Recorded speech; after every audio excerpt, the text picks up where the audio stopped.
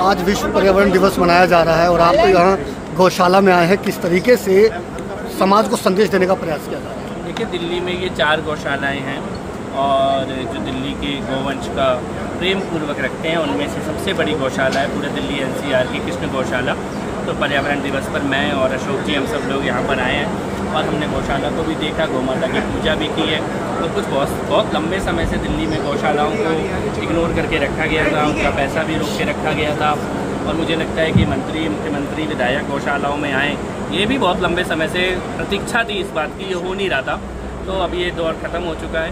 मुख्यमंत्री स्वयं और अशोक जी और हम सब लोग इस काम में लगे हुए हैं। पुराने पेंडिंग जो इश्यू है उनका भी समाधान कर रहे हैं और लक्ष्य ये है कि दिल्ली में गौ सेवा का एक आदर्श हम लोग दिल्ली में स्थापित करें। विश्व पर्यावरण दिवस और गौ माता कैसे एक दूसरे के पूरक है? आज का दिन किस तरीके से एक दूसरे को पूरी तरह से एक दूसरे से पूरक है और पर्यावरण का जो रीढ़ है वो पशुधन और उसमें भी गौ माता, और हम तो माँ के रूप में, देवी के रूप में पूजा करते हैं, आराधना करते हैं। तो आज वो करने का सौभाग्य भी मिला है और मुझे लगता है कि संदेश ये भी देने की हम सबकी कोशिश है कि पूरी प्रकृति जो है उसकी सेवा करें, वही असली पर्यावरण की सेवा। पिछले सारे जो पेंडिंग अमाउंट है उसको भी आज यहाँ पर रिलीज करने की बात की गई है।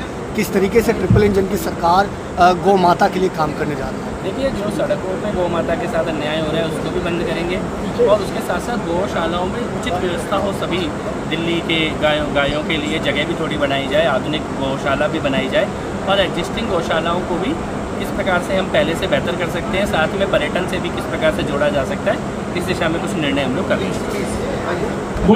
आज विश्व पर्यावरण दिवस मनाया जा रहा है और आप यहाँ गौशाला में आए हैं, किस तरीके से समाज को संदेश देने का प्रयास किया जा रहा है? देखिए, दिल्ली में ये 4 गौशालाएं हैं और जो दिल्ली के गौवंश का प्रेम पूर्वक रखते हैं उनमें से सबसे बड़ी गौशाला है पूरे दिल्ली एनसीआर की कृष्ण गौशाला। तो पर्यावरण दिवस पर मैं और अशोक जी हम सब लोग यहाँ पर आए हैं और हमने गौशाला को भी देखा, गौ माता की पूजा भी की है। तो कुछ बहुत लंबे समय से दिल्ली में गौशालाओं को इग्नोर करके रखा गया था, उनका पैसा भी रोक के रखा गया था और मुझे लगता है कि मंत्री, मुख्यमंत्री, विधायक गौशालाओं में आए, ये भी बहुत लंबे समय से प्रतीक्षा थी इस बात की, ये हो नहीं रहा था। तो अब ये दौर ख़त्म हो चुका है। मुख्यमंत्री स्वयं और अशोक जी और हम सब लोग इस काम में लगे हुए हैं। पुराने पेंडिंग जो इश्यू है उनका भी समाधान कर रहे हैं और लक्ष्य ये है कि दिल्ली में गौ सेवा का एक आदर्श हम लोग दिल्ली में स्थापित करें। विश्व पर्यावरण दिवस और गौ माता कैसे एक दूसरे के पूरक है? आज का दिन किस तरीके से एक दूसरे को पूरी तरह से एक दूसरे से पूरक है और पर्यावरण का जो रीढ़ है वो पशुधन और उसमें भी गौ माता, और हम तो माँ के रूप में, देवी के रूप में पूजा करते हैं, आराधना करते हैं। तो आज वो करने का सौभाग्य भी मिला है और मुझे लगता है कि संदेश ये भी देने की हम सबकी कोशिश है कि पूरी प्रकृति जो है उसकी सेवा करें, वही असली पर्यावरण की सेवा। पिछले सारे जो पेंडिंग अमाउंट है उसको भी आज यहाँ पर रिलीज करने की बात की गई है।